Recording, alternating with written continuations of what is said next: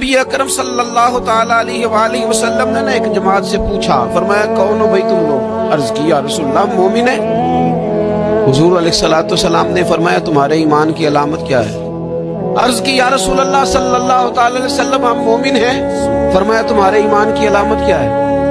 انہوں نے عرض کی یا رسول اللہ رب نعمت دے تو شکر کرتے ہیں، آزمائش ڈالے تو صبر کرتے ہیں، اللہ کے فیصلوں پہ راضی رہتے ہیں۔ اب رسول پاک صلی اللہ تعالیٰ علیہ وسلم نے جو بات کی وہ قلم ٹوٹ گئے، قربان ہونے کو جی چاہا۔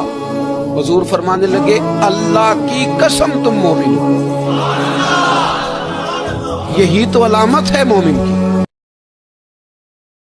تکلیفیں ہمیشہ گناہوں کی وجہ سے نہیں آتی۔